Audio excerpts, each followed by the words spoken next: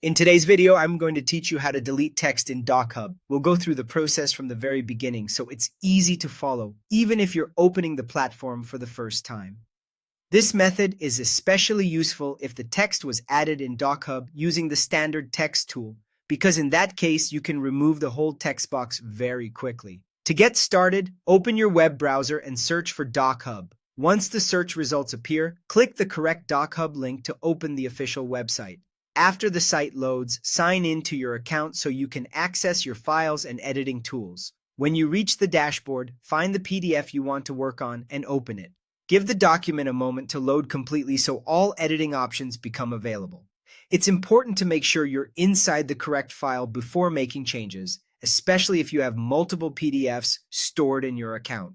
Now that the document is open, go to the toolbar and click the pointer tool, which is the arrow icon. This tool lets you select existing elements in the PDF rather than create new ones.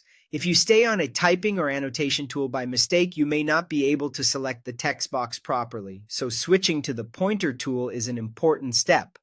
Next, click once on the text box you want to remove. When it's selected, it should become highlighted so you can clearly see that DocHub recognizes it as an editable object.